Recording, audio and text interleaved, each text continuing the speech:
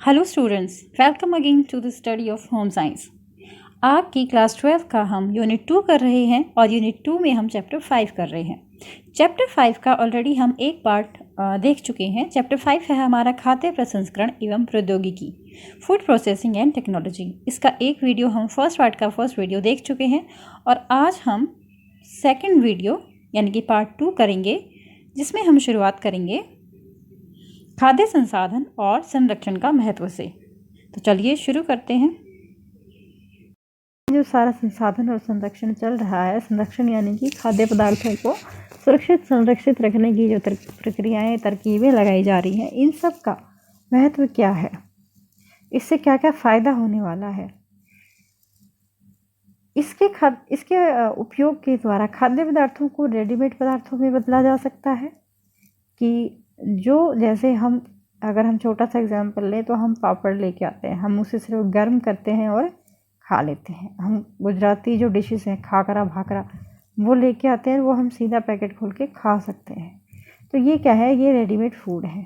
तो खाद्य पदार्थों को इस तरह की तकनीक से गुजारा जाता है कि वो एक आटे से बनी होने के बावजूद भी ख़राब नहीं होती, लंबे समय तक इस्तेमाल के योग्य रहती है, स्वादिष्ट रहती है और एक वैरायटी देती है खाने में। संसाधन करने की वजह से उनको लाना ले जाना भी आसान है और स्वाद और सुविधा में भी बढ़ोतरी होती है। जैसे उन्हीं खाद्य पदार्थों को उनके मूल रूप में लाने ले जाने में उनके खराब होने का डर रहता है। जैसे दूध को एक जगह से दूसरी जगह ले जाने में अगर बहुत लंबा समय लगता है तो उसके लिए विशेष भंडारण आवश्यकता होगी और फिर भी वो ख़राब हो सकता है। जबकि अगर उसी दूध का पाउडर बना लिया जाए तो उसे बहुत लंबे समय तक बहुत आसानी से स्टोर किया जा सकता है और उपयोग में लाया जा सकता है और कहीं पे भी उसको ले जाना बहुत आसान हो जाता है। तो ये फूड टेक्नोलॉजी और प्रोसेसिंग के विकास के द्वारा ही संभव है। खाद्य पदार्थों को सुरक्षित रूप से संरक्षित करने के लिए खाद्य संसाधन और संरक्षण की आवश्यकता है। इसके कहने का अभिप्राय ये है कि कुछ खाद्य पदार्थों को संरक्षित करने के लिए उनको अलग अलग प्रोसेसिंग से गुजारा जाना आवश्यक है। सभी में एक जैसा तरीका नहीं अपना सकते। अलग अलग खाद्य पदार्थों में अलग अलग तरीकों की आवश्यकता पड़ती है।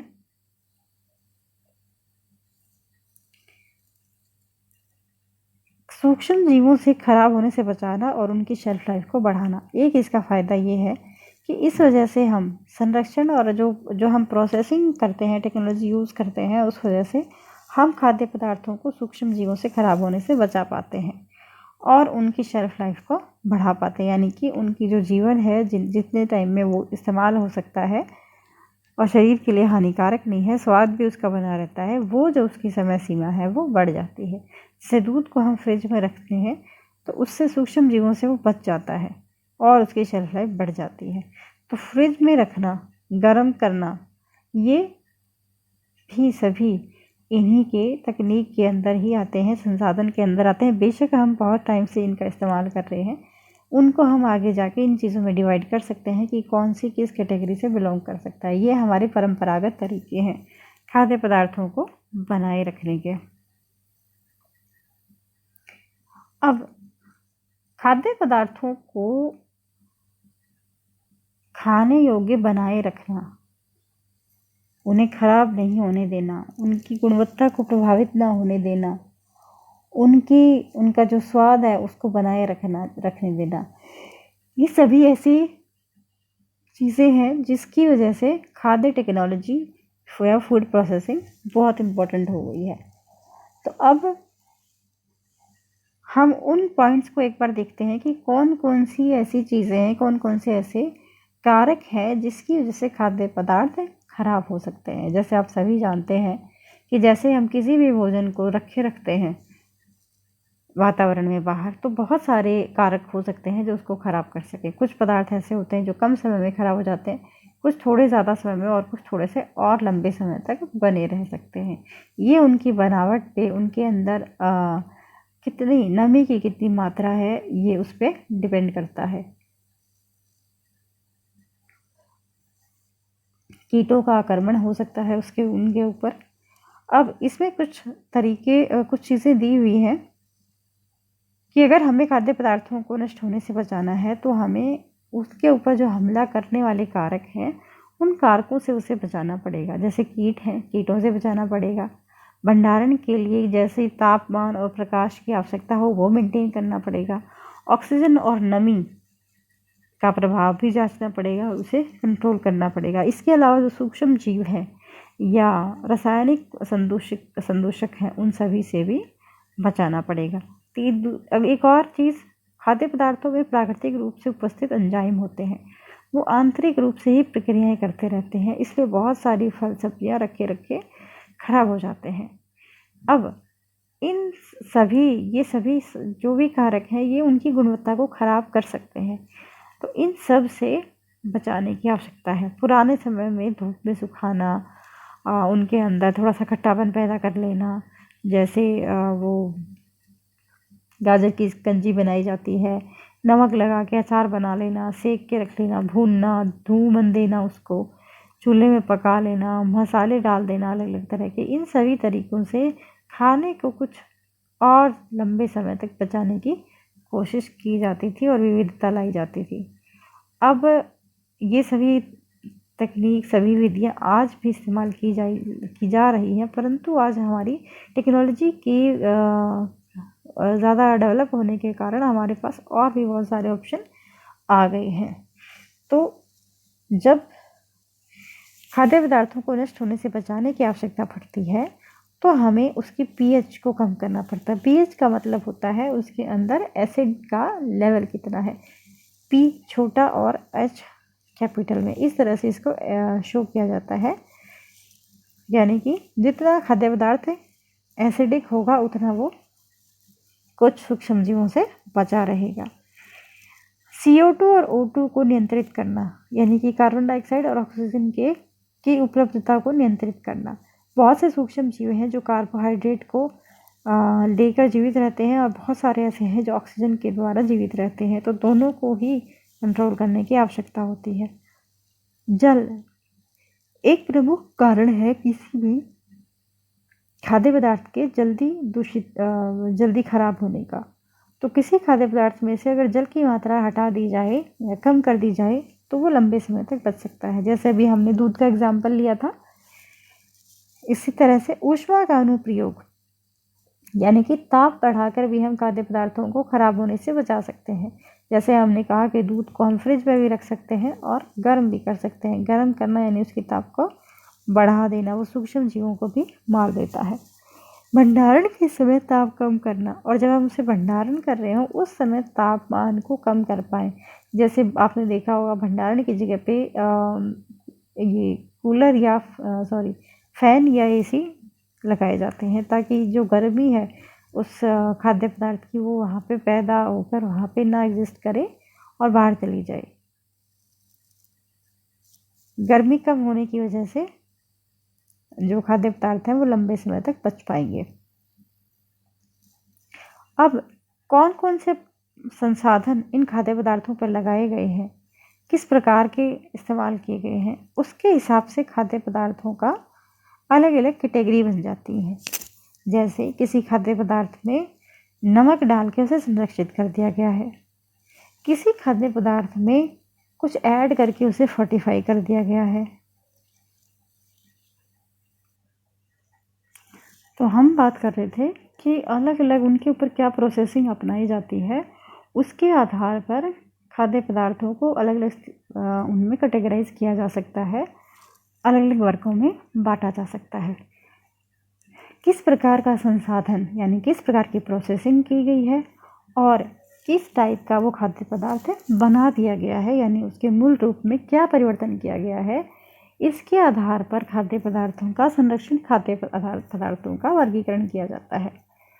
जैसे एक है न्यूनतम संसाधित खाद्य पदार्थ, यानी कि वो खाद्य पदार्थ जिनमें उनका जो ताज़ा रूप होता है, ताज़े खाद्य पदार्थ के रूप में जो वो जैसे दिखते हैं लगभग उनको वैसे ही छोड़ दिया जाता है, उसको न्यूनतम संसाधित खाद्य पदार्थ कहते हैं। जैसे कि साफ़ कर देना, काट छाँट कर देना, थोड़ा सा छील देना, काट देना, पतले टुकड़े कर देना, या हल्के से फ्रिज में मतलब कम टेम्परेचर पर या हल्का से ज़्यादा टेम्परेचर पर उसको गर्म कर देना, यानी कि जो उसका मूल रूप है उसमें बहुत कम अंतर किया जाए, उसको तो न्यूनतम संसाधित खाद्य पदार्थ कहेंगे।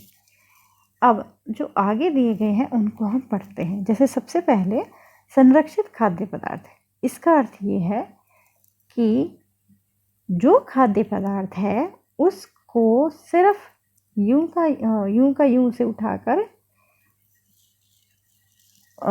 संरक्षित कर लिया गया है।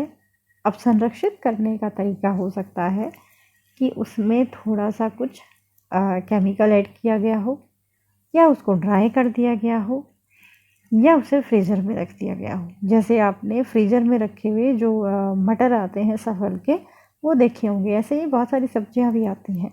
ऐसे मटर भी आते हैं जिसमें से उसका जो पानी है वो ड्रॉ आउट कर देते हैं, और सब्जियां भी ऐसे आती हैं, ऐसे फल भी आते हैं। तो ऐसे खाद्य पदार्थों को हम कहेंगे संरक्षित खाद्य पदार्थ। अब है विनिर्मित। विनिर्मित का अर्थ हुआ इस तरह के जो उत्पाद बनते हैं उसमें कच्ची सामग्री वो जैसी थी, उसके मूल गुण काफ़ी समाप्त हो जाते हैं, और संरक्षण के लिए कुछ मूलभूत विधियां काम में लाई जाती हैं, जैसे नमक, शक्कर, तेल या रासायनिक संरक्षक। और इसके उदाहरण तो आप बहुत आसानी से दे सकते हैं: अचार, जैम, मुरब्बा, शरबत, पापड़ और वड़ी इत्यादि। यानी कि उनका जो मूल रूप था, जैसे वड़ी है उसका मूल रूप था दाल, उसको ख़त्म करके कुछ और ही उसका रूप बना दिया जाता है। अचार में हम एक फल को या एक सब्जी को एक अलग रूप दे देते हैं, उसमें कुछ मसाले, तेल, नमक और रासायनिक पदार्थों का उपयोग करके। फिर आता है फॉर्मूलाबद्ध खाद्य पदार्थ।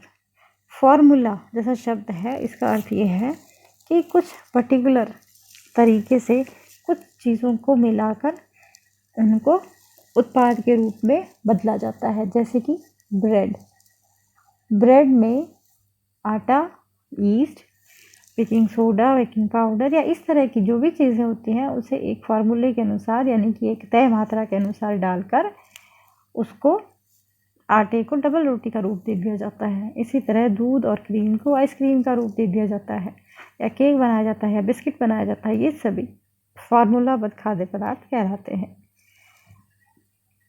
अब है खाद्य व्युत्पन्न पदार्थ। इसका अर्थ ये है कि ये बाई प्रोडक्ट होते हैं, किसी भी खाद्य पदार्थ के बाई प्रोडक्ट होते हैं। जैसे कि कच्ची सामग्री के शोधन से जिन्हें प्राप्त किया जाता है, जैसे गन्ने से शक्कर बना दी जाती है, अथवा तिलहन से तेल बना दिया जाता है। इनको संसाधित खाद्य पदार्थ कहते हैं, अधिक संसाधित किया जाता है। जैसे तेल का वनस्पति घी में परिवर्तन कर दिया जाए, यानी कि उस खाद्य पदार्थ को, कच्चे खाद्य पदार्थ को जब प्रोसेसिंग से गुजारा जाता है तो उसका रूप बदल जाता है। जैसे गन्ने से शक्कर बन जाती है, और तेल वाले जो बीज होते हैं उनसे तेल निकाल लिया जाता है, और ज़्यादा संसाधित करके कई बार इनका रूप ही बदल दिया जाता है। जैसे कि तेल का वनस्पति घी में परिवर्तन करना, इसे हाइड्रोजनेशन की प्रक्रिया कहते हैं। तेल तो लिक्विड होता है और वनस्पति घी के गुण लिए बनता है। अब आता है संश्लेषित खाद्य पदार्थ। अब ये खाद्य पदार्थ कैसे बनते हैं?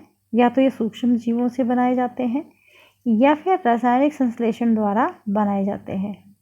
जैसे कि विटामिन, एंजाइम, वो सभी।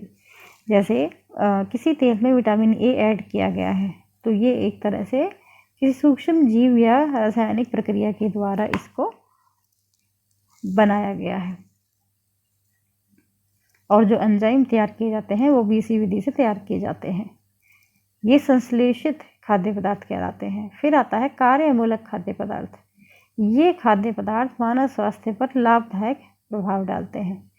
कार्यमूलक यानी किसी विशेष कार्य को पूरा करने के लिए बनाए जाने वाले खाद्य पदार्थ। चिकित्सीय खाद्य पदार्थ का अर्थ है यहाँ पे ऐसे खाद्य पदार्थ जो किसी व्यक्ति की जो शारीरिक अवस्था है उसको ठीक करने में हेल्प करते हैं। जैसे कम सोडियम वाला नमक, जिसको लैक्टोज से प्रॉब्लम है उसको लैक्टोज को निकाल कर जो दूध प्रिपेयर किया जाता है, लैक्टोज रहित दूध, और जैसे गेहूं के आटे में जो ग्लूटेन प्रोटीन होता है, कई लोगों को उससे आपत्ति होती है, मतलब उनके सिस्टम को, तो ग्लूटेन रहित करके आटा बना दिया जाता है। ये सभी चिकित्सीय खाद्य पदार्थ कहलाते हैं। तो इस तरह से हमने 7 प्रकार के खाद्य पदार्थों का वर्गीकरण पढ़ा है। यानी कि ये खाद्य पदार्थों को ये नाम क्यों दिए गए हैं, उनके अंदर उनके साथ जो प्रक्रिया की जाती है और जो रूप उन्हें दिया जाता है खाद्य संसाधन प्रक्रिया में, प्रसंस्करण प्रक्रिया में, उस रूप के आधार पर ये जो वर्गीकरण है ये किया गया है। अब आता है खाद्य प्रसंस्करण और प्रौद्योगिकी के लिए आवश्यक ज्ञान और कौशल। यानी कोई व्यक्ति इस क्षेत्र में कोई काम कर रहा है तो उसके अंदर किस तरह का व्यावसायिक ज्ञान या कौशल होना चाहिए। इसके लिए हमारे सामने हमारी एनसीईआरटी की बुक की एक पेज की पिक आपके सामने है। ये 3 रूपों में कौशल की आवश्यकता पड़ेगी, यानी कि 3 अलग अलग कैटेगरी हैं जिनके अंदर अलग अलग तरह से कौशल की आवश्यकता पड़ेगी। एक है सामग्री के रूप में खाद्य पदार्थ को जानना, दूसरा है खाद्य उत्पादन विकास को जानना, और तीसरा है रेसिपी डेवलपमेंट, इसको जानना। यानी उस व्यक्ति को जो इस क्षेत्र में काम कर रहा है, इन तीनों विभागों के आवश्यक ज्ञान और कौशल को जानना बहुत ज़रूरी है। सबसे पहले हम डिस्कस करते हैं खाद्य सामग्री के रूप में खाद्य पदार्थ। खाद्य पदार्थों की प्रकृति, उनके गुण, उनके अंदर कौन कौन से पोषक तत्व हैं, कौन सी पोषक तत्व की कितनी मात्रा है, और उसका विश्लेषण, उस खाद्य पदार्थ की क्या लागत है, क्या कीमत है, अलग अलग चीज़ों का, रासायनिक कीटनाशकों का मतलब केमिकल जो उसके ऊपर यूज़ किए जाते हैं, जो कीड़े वगैरह लग जाते हैं उनको मारने के लिए, समय का, नमी का, ताप का, और किसी भी अन्य पदार्थों का जो उनके साथ कोई ना कोई ताल्लुक़ रखते हैं, उन सब का उसके ऊपर क्या प्रभाव पड़ता है। कहने का अभिप्राय ये है कोई पदार्थ कितने लंबे समय तक चल सकता है, नमी उसे कितना प्रभावित करती है, तापमान से उस पर क्या प्रभाव पड़ता है, और दूसरे उसके साथ जो संयोजी पदार्थ हैं वो उस पर क्या प्रभाव डालते हैं। उस खाद्य पदार्थ से किस किस तरह की खाद्य सामग्री उत्पन्न की जा सकती है जिससे उसकी गुणवत्ता भी बनी रहे और एक नया प्रोडक्ट भी बने। खाद्य स्वच्छता और खाद्य सुरक्षा को लेकर भी जानकारी होनी चाहिए। उस समय खाद्य उत्पादन किस किस प्रकार के पदार्थों का हो रहा है मार्केट में, ये उसे पता होना चाहिए। इसके लिए उसे टेक्नोलॉजी का ज्ञान होना बहुत ज़रूरी है। अब आता है खाद्य उत्पादन। खाद्य उत्पादन का अर्थ ये है कि जब उस फूड से कुछ बनाया जा रहा है, कुछ प्रोसेसिंग करी जा रही है, तो उस समय उसे क्या पता होना चाहिए। तो व्यक्ति को ये पता होना चाहिए कि किस प्रकार बड़े पैमाने पर खाद्य उत्पादन किया जाता है, किस प्रकार की पाक क्रियाएँ सामान्य तौर पे इस्तेमाल की जाती हैं, उनमें कौन कौन से कौशलों का इस्तेमाल होता है।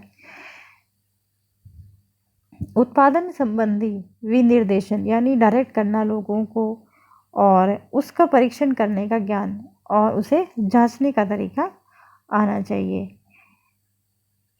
अब जैसा विश्लेषण किया गया है, जैसे खाद्य पदार्थ को विश्लेषित किया गया है कि इस खाद्य पदार्थ में ये सब चीज़ें हैं, उसके अनुसार खाद्य पदार्थ की गुणवत्ता नियंत्रण का परीक्षण और मापन, यानी कि उस खाद्य पदार्थ से जो कुछ बनाया जा रहा है उसको क्वालिटी कंट्रोल करना और मापना और समय समय पर जांचना उसे आना चाहिए।